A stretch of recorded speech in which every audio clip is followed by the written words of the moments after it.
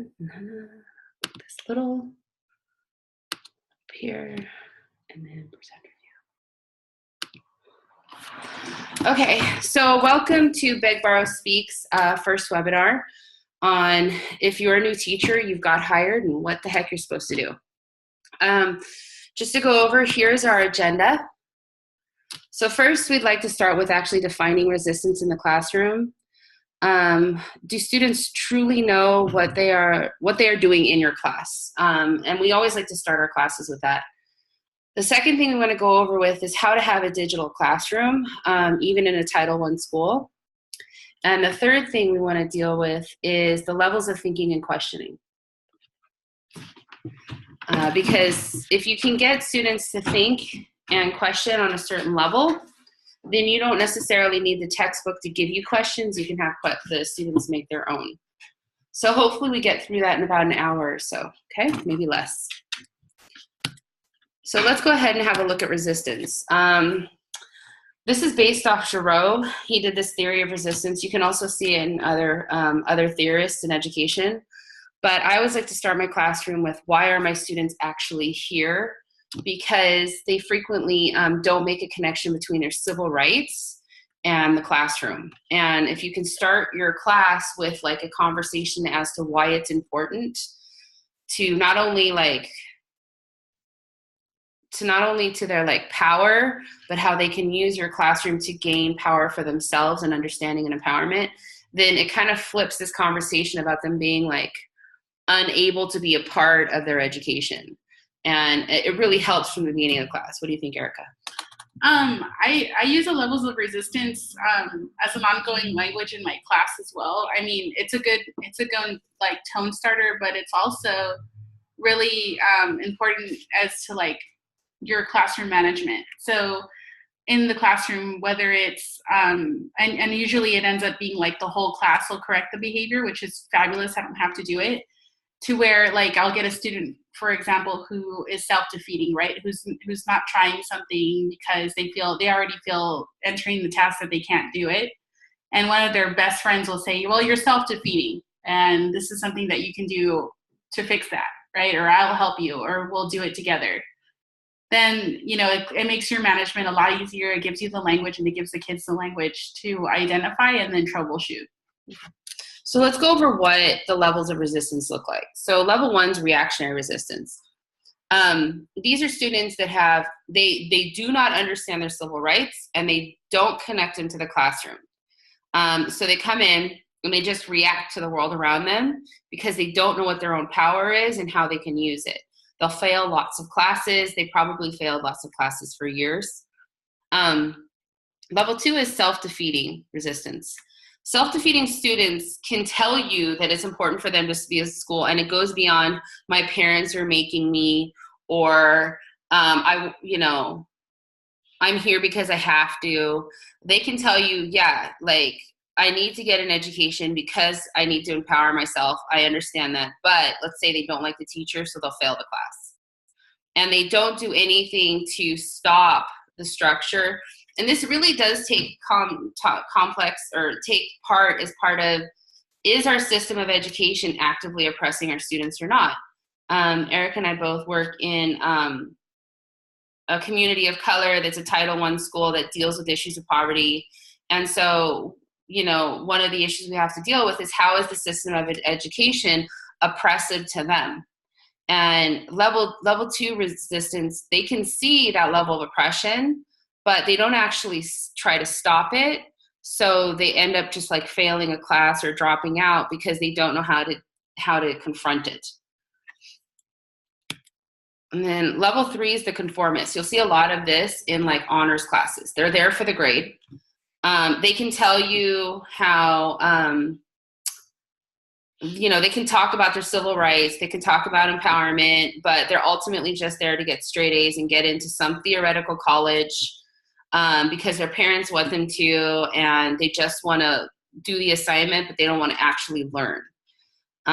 They'll forget it right after the test. And then level 4 really isn't like a resistance. It's more like how you fix levels 1 through 3, which is how do you transform whatever level you're at, self-defeating or otherwise, to make a connection to social justice. Actually, let me go back one. The other thing about conformists, they don't confront systems of oppression either. So levels 1, 2, and 3 do nothing to stop any kind of oppression. Whereas transformative kids, they'll get an A, but they do it because they love what they're learning or they figure out why it's important to them.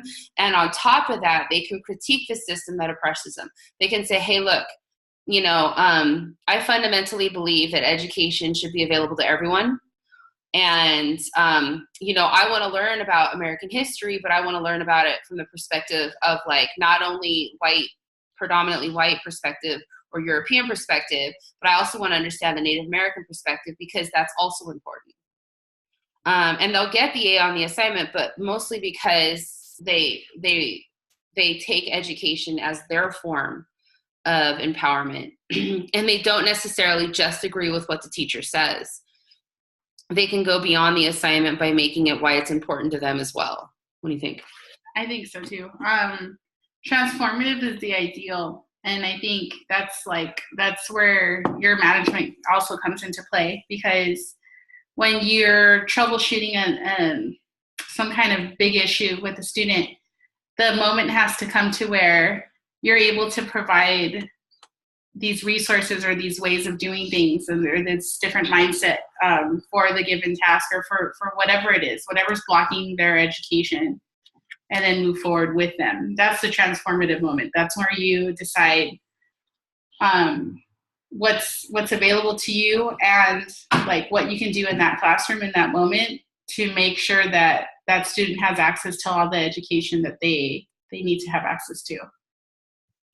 So if you start your school year with, and this obviously applies to like, junior high school students, you can have more of this conversation, and you can scaffold it for, say, elementary school kids, especially the ones that you see struggling or aren't making, like they're not feeling empowered by school or enjoying it. Having this conversation at the beginning of the year, we're high school teachers, so we see this a lot. So we take it on right at the beginning of the year, and it's not necessarily something that changes overnight. Like you might get emails 2-3 years later where they finally like it clicks on, oh my God, this is what this meant.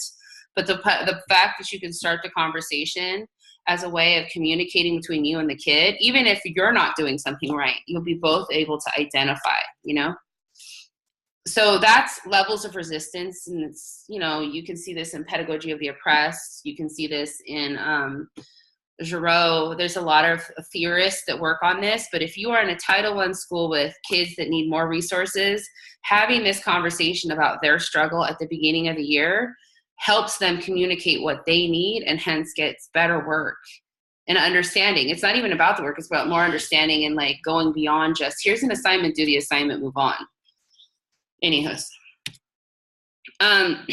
Okay, so this is how we both can do resistance in the classroom. So for me, I always like to dig right into like reading and writing. And I got this off of Erica and some professional developments we were in. We create a say, mean, matter for each of the levels of the resistance, the first level or the first week of school.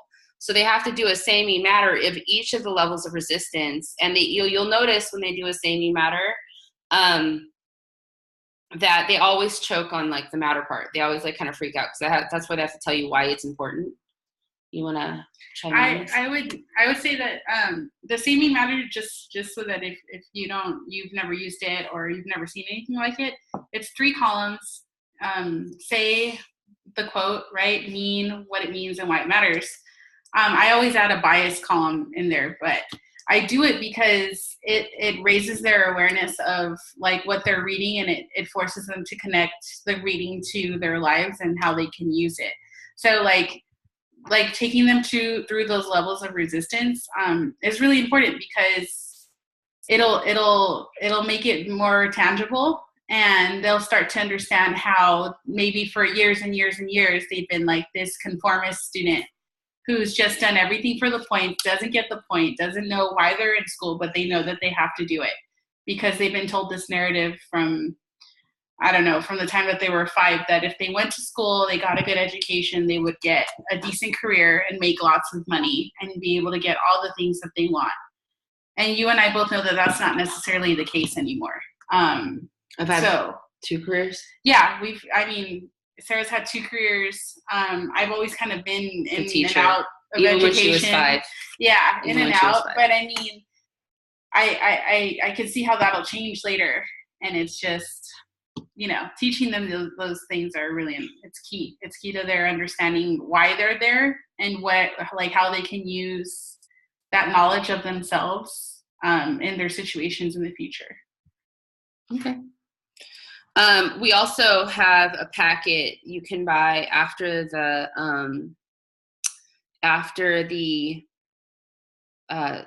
training, and it has a Google form where the kids can do the same matter with a rubric in the Google form at the beginning of the year. And all you have to do is make a copy of it and plug it into what we're about to show you next, and you have your assignment for like the first couple of days of school. Okay, so levels of thinking and questioning. This is really important. First of all, I think we both have made this conscious decision to stop making our own questions, sometimes even as it relates to quizzes, because they get a lot. The students, they'll fight you a little bit because they have to really think here. But ultimately, they create these questions. It makes them think about not only the topic and the content, but like it brings up their level of analysis, and it also helps them make the class more for themselves and where they're supposed to go, and makes you more of a guide into what they're learning. So you can put the topic in front of them and they create the questions for themselves and then try to answer them based on that. So I can run you. You want to go through these, or you want to go through? No, go ahead, go through them, and then I'll tell you how I adapt them. All right. So level 1 is your basic recall. It's like who, what, when, where, and you might have already seen this. So here's an example. What year did women get the right to vote in the United States? Basic. It's recall. It's memorization. A lot of times in education, we spend a lot of time memorizing stuff but not really thinking about it. Level 2 is analysis. That's your compare and contrast. Like, why was the French Revolution different than the American Revolution? Or why were women prevented from voting in the United States? And then level 3 is prediction. And I totally jacked up the presentation here, but a prediction question actually could be like, what if Hitler had one? Or what if the South had won the Civil War? And that makes you want to, and this is just going up Bloom's and Costa's levels of questioning, or like Bloom's levels of thinking and Costa's levels of questioning. And it asks for you to predict the future or judge something independently based on evidence. So level 3 asks you to think at a much higher level than say level 1, which is just asking you to remember things. Again, we've put like a graph that you can use at the end of the presentation. If you want to buy it, it has the graph they can use, and it even has a question maker. So like, up in the top right-hand corner, it would help them form a level 1 question. But as they move down the graph, it'll help them form a level 3 question. And so what happens is by doing this, you can take whatever they're trying to learn, even if it's math. Let's say you want them to understand, logarithms.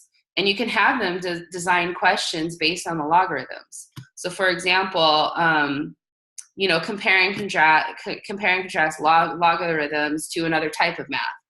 And so they can start to develop the questions for the quizzes. And a lot of times the teachers are doing all this heavy lifting, and we're not including the students as part of their actual learning. And this really like throws everything off the table and brings them to the table to help you do that.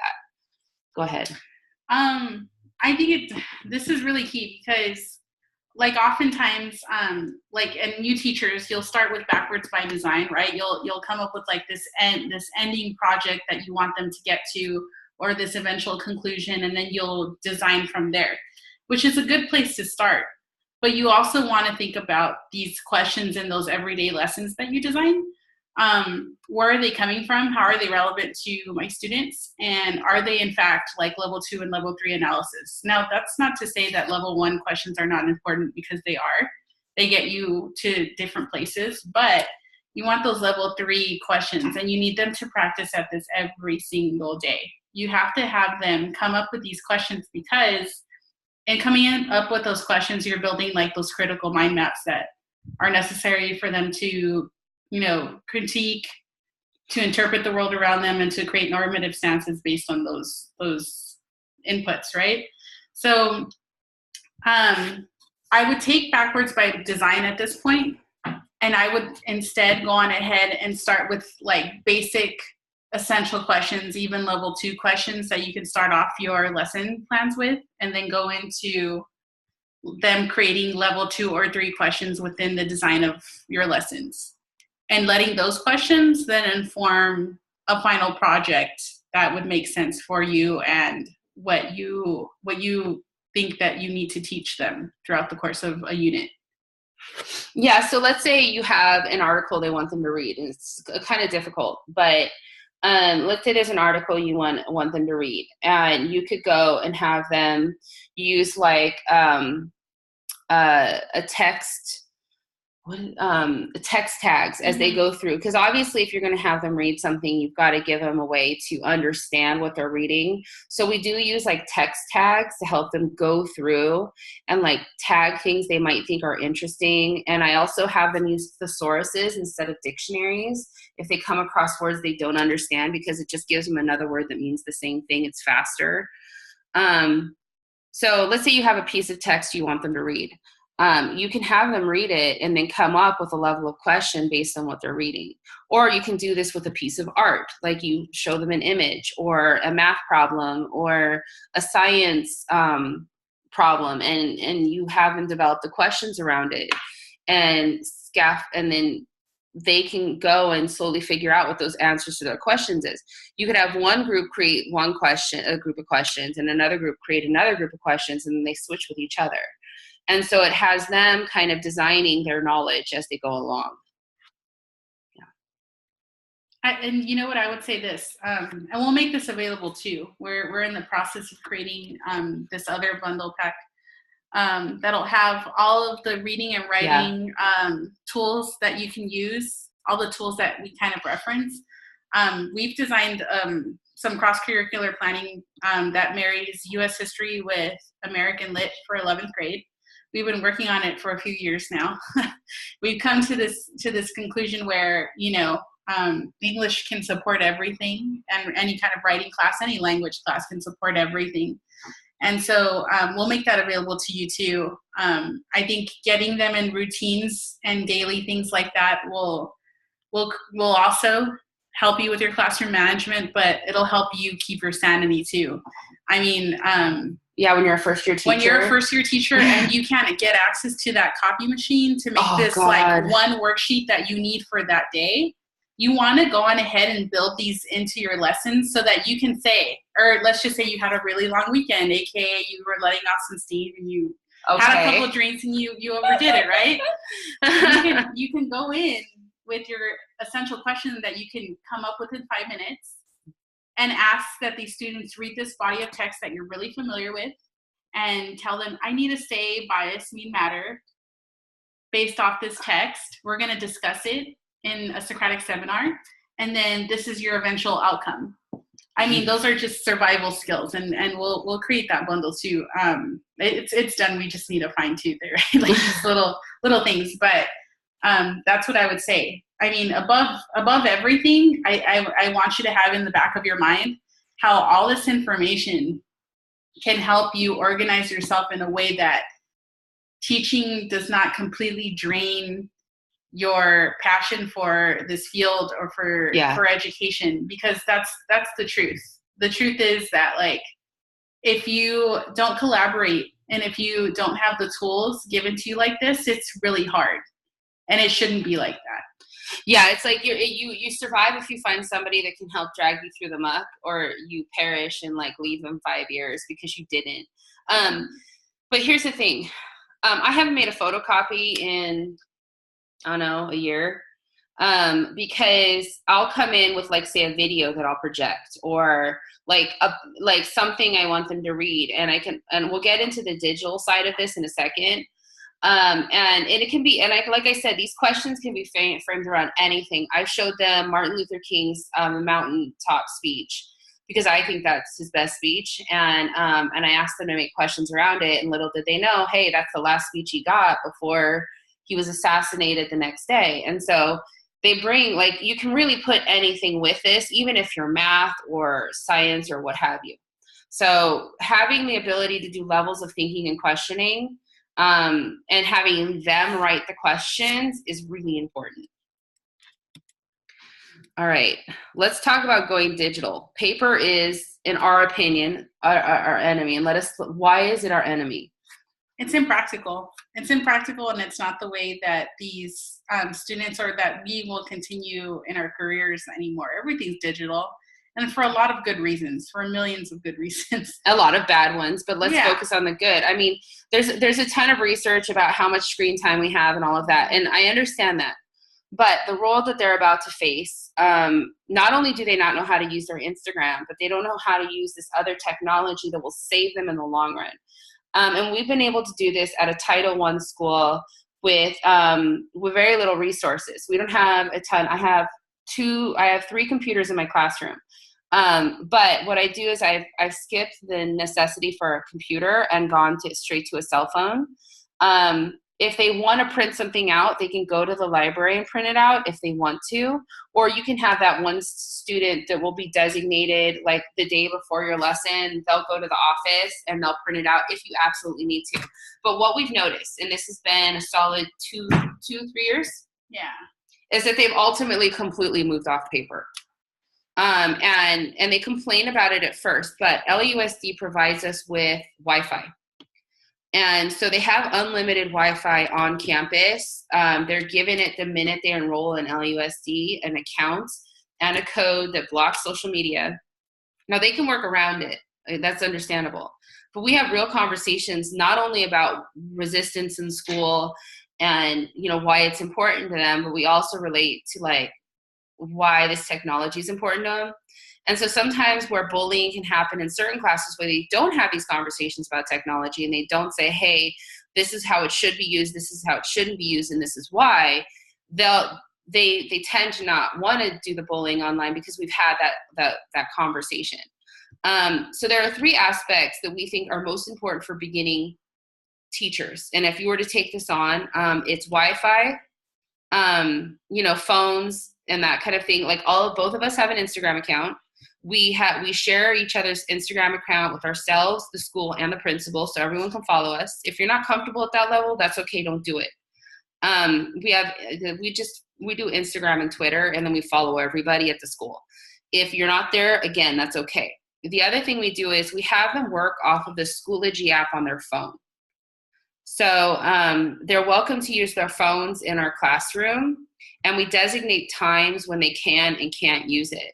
So sometimes the thing that we show them, like they can do all of their work on a piece of paper. If they're toned and they want to, like, they have a notebook for the class and they want to do their work on the paper, and like let's say we project what we want them to do, they can do it on the paper, and then upload a photo. And Schoology is great because it allows you to write or correct right on the paper. So let's go through this one step at a time. First, see if your school provides Wi-Fi access to the classroom, and that you're allowed to share it with the students. LAUSD provides Wi-Fi to every single student, and they all have their own individual login. So for us, we're lucky that way. 2, I put all of my lessons on a Google Doc. So I can go and they have automatic directions, what the assignment is, links to important videos, the things that they're going to do in the classroom, and it's all on a Google Doc. You use Google Slides though, right? I use Google Slides, and then I've separated them out into weeks, and I put the Google Slides on Schoology so they can see any given week. All of the lessons, all the videos we've watched, everything, it's all available to them. Yeah. So let's go ahead. I'm gonna exit out of here. And I'm going to log into Schoology.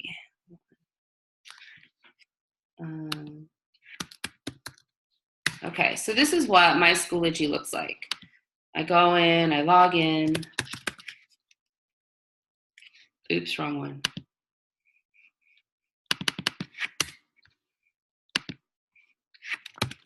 Put in your school code. You can set this up for free on your own outside of the school district. You just go ahead and you create your own Schoology account and you're good to go. We had our own Schoology account before the district brought it in. But let's say we want to go to like, here's my US period 1, okay? We're working on, so one of the last assignments we did was the Black Panther Party versus Adam Smith. This is like this basic analysis of communism versus capitalism. So I put the directions right here. You can see my students' work down here. I click on here and it has all of the directions. And they can just reference it later if they don't turn it in immediately, or if you have it due at a certain time, hey, here's your directions. And then they just go ahead and they put in what it is they need to answer the question. So Schoology is great. You also have your online grade book. You have your, all of this stuff here. It's free. Hold on, now how do I get rid of this?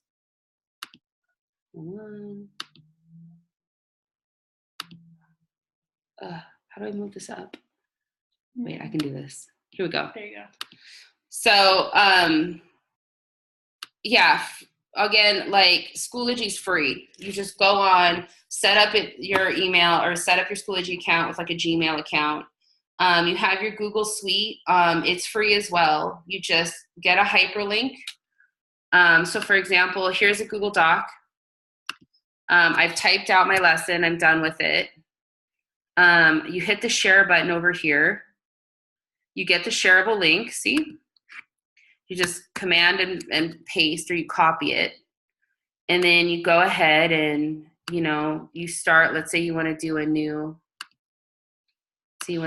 lesson. You have all of these. So let's say I want to do an assignment or a quiz. You can time the quizzes. So, you can send them home and say, hey, you got to do a quiz at home. And you time each response for like 30 seconds. And they've created the questions. Let's say they've created the questions for the quiz. You can do multiple choice. You can do short response. Doesn't matter. But let's say for this, I'm creating an assignment, right? All I have to do is type in whatever the title of the assignment is. Type in, say, directions here. Oops.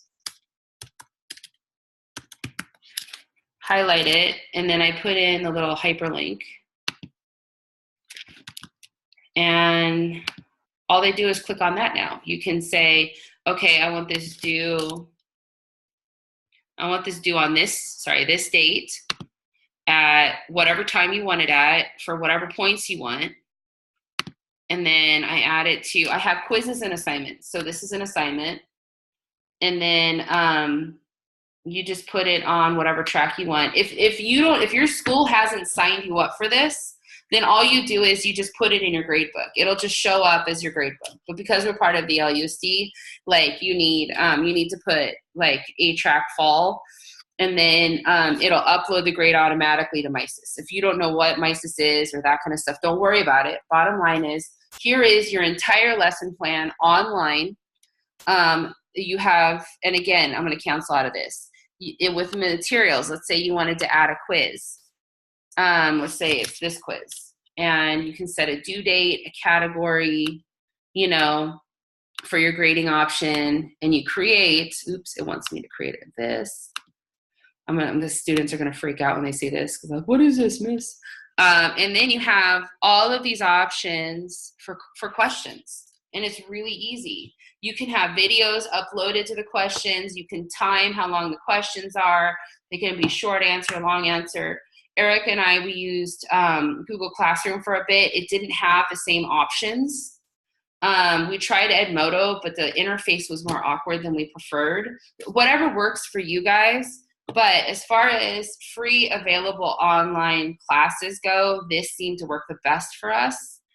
And there's all of these options. You can have matching, fill in, short answer, ordering, multiple choice. You can time it. You cannot time it. It's entirely up to what you want to do. You can have the kids make the quizzes for other groups. Obviously that wouldn't technically be a quiz because they know, what the questions are, but you can even take a selection of the questions they made earlier in our presentation and put those on the quiz. And, you're going to have, like for us, we have 250 students. That's 250 questions we could possibly pull from. And now we're not sitting home at midnight, totally not part, the only part of the process. Now the kids are part of the process. They've had to think of questions, and we obviously edit based on like our content specialization, but it allows for the quizzes to come in whatever way, you want to build them without you having to, plan this by yourself, because ultimately they're learning with you, not for you. So that's kind of the run through. And all you would do is scroll down. You would share that course number with them if you were to scroll down. Oh yeah, so this the access code. Oh God, I can't. Green. Everyone don't go add my class, but yeah, the access code gives them access to the class. Yeah. But you can if you're on LUSD, don't give them the access code. What you want to do is give them their email address and log them in through LUSD. If you are on your own starting the Schoology for yourself, then just give them your access code, and that could be their first assignment.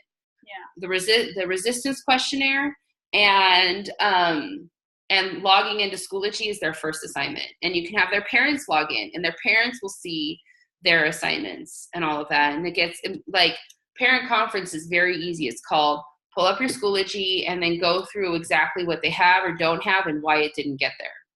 And then the cool thing is that every time you add an assignment, it gets automatically put into your grade book. So you don't have to worry about keeping a secondary grade book. I can't show my grade book. Yeah, no, it's okay.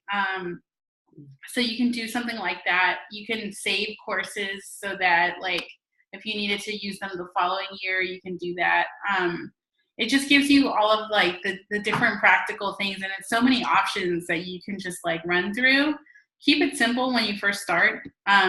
Don't worry about all the intricacies because it'll come, but it's so practical because it allows you to do things, to maneuver around having to work with lesser resources, right? You get a copy quota every month, and I know this is at almost every district that I can never think of.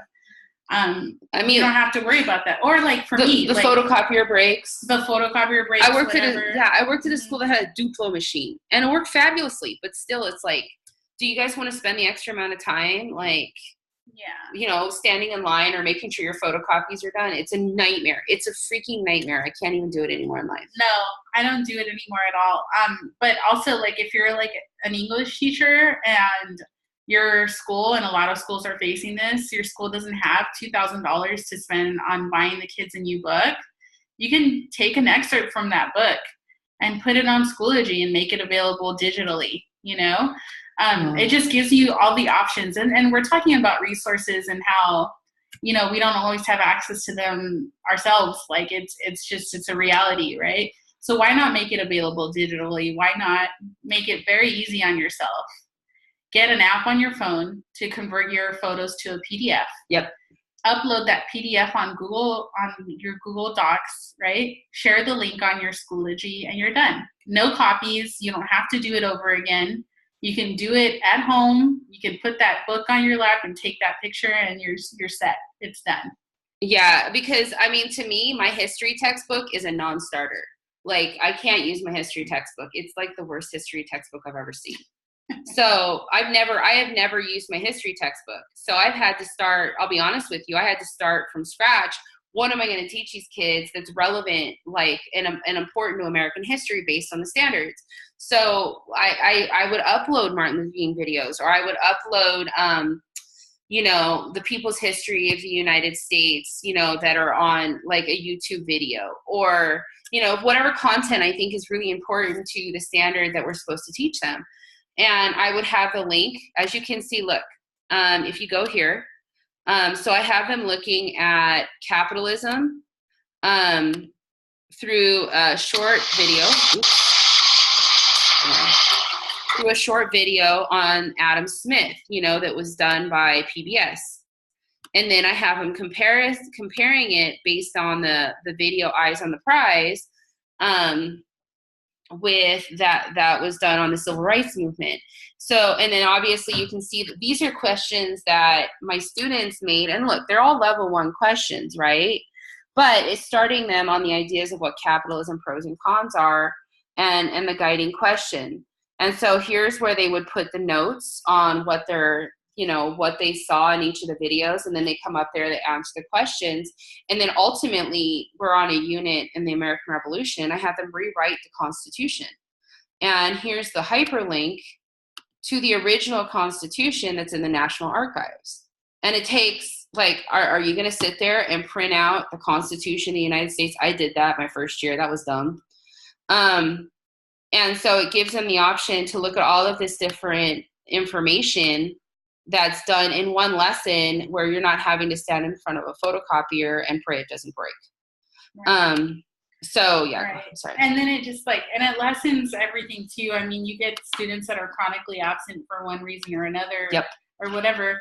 And so all you have to do then is I'm not going to go over this lesson again with you, but this lesson's totally available to you on Schoology or Google Classroom if that's what you want, whatever, right? Or I have a student that's off ill. Yeah. And they can do it at home. Right. Or I have the student that's going to be in Mexico for the next month. And so I'm don't worry about it. Take your books with you. I'll post all of your assignments online and then she can do them. It's not a big deal, right? So it just makes your life a whole lot easier. It makes a lot of things more doable. It's serving the realities that you will have and that your students will have. And that's what you ultimately want because you want them to be successful. And if you can do that for them, why wouldn't you? While making it 100% easier on yourself, right? Again, if you have any questions about any of this, feel free to email us at begborrowspeak@gmail.com. We will happily walk through any of your questions. Let's go on to the next part. Oops. All right, so that kind of leaves us to our first segment of information. We like to take this down into bite-sized pieces. And so if you've gotten your contract or it's your first week of school or you've just been dumped into your first teaching job and you're not sure what to do, start with these 3 things first because they'll save you in time in how to handle students and all of that stuff going out the door. I'll give you a little preview of if you want the docs. You already put the link on the thing? No, the docs will be there. Okay. The bundle, this bundle will be on begborrowspeak.com. It'll be up there in the next 5 minutes. Basically, it'll have everything that you need that we've referenced to start your whole teaching career. If we want to be as grandiose as that. Well, yeah, no, it'll give you. But it will. It'll keep you straight because you get so overwhelmed with the credential program and you have these great ideas that you're going to go out and change the world. And trust me, you will. I promise you. But you need to do things that are practical for within that first couple weeks when you get hired and you don't even know what grades you're going to teach or what subjects you're going to teach. This will take you through that. Yeah. It'll be fine. If you need rebooting, let's say you haven't got to the classroom yet or you need rebooting, I would suggest this is what our first webinar was about.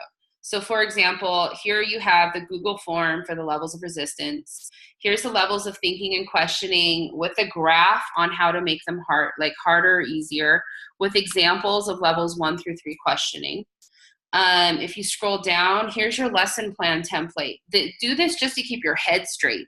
And you know what? Put the lesson plan on your Schoology account. Guys, this is where we're going, okay?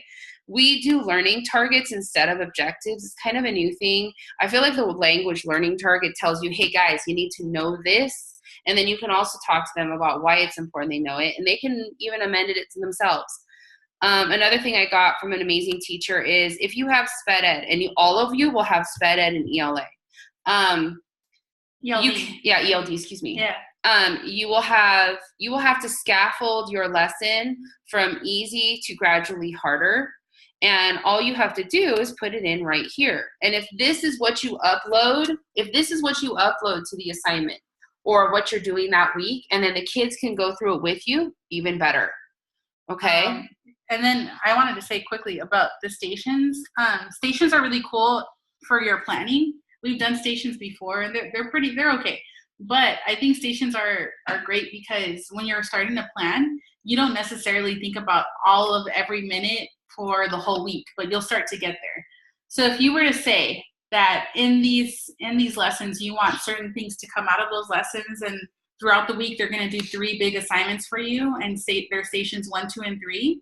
It'll get you thinking about what those outcomes are. By Monday, they're going to do a station 1 where they do the say, bias, mean, matter. And then by the second meeting, they're going to take that say, bias, mean, matter and turn it into a paragraph. And then by the third, they're going to edit that paragraph, that third station. So it'll get you through that whole week. And a lot of people say that's a lot of extra planning. It's not. It's what you need to do when you first enter this career. You need to plan. And yes, you need to plan for all of your minutes because it'll change. The admin comes in always in the last 10 minutes. You will. They'll come in the last 5 minutes and you're like, I have this fucking amazing lesson. Oops, and then what do I do? Oops, sorry. But I have this like amazing lesson and they just didn't see it. So if you have these stations, then you're always doing something and you're always working toward what you need to get done. And then you'll get a litmus test for how long things usually take. And it's different from period to period and time of day and whatever's going on, all these a million external factors. But this will get you thinking about that. And then we gave you 2 syllabi. This one is done for a standalone class. I based it, if you open it, this is your basic syllabi. And then if you want to go super crazy AP US history example of a syllabi, you just click on here. But this gives you like an overview of what should be on your syllabus and what should not be on your syllabus. If you want to go to the next level and you're really working close with someone, here's an example of a syllabus we both used for our Humanitas class. And we've integrated the idea of project-based learning along with our essential questions. You can see what essential questions we've used and how they have to read English 1 and in her class and what they have to do week by week. You're obviously welcome to tear it up and start over, but here's your base if you want to look at it. So this is kind of what you get with this. We also gave you a behavior contract. So you got some kids that know you're new or they're just being difficult. Here's what we basically use to not only look, we've got a problem in the classroom, you're doing this, I need you to do this.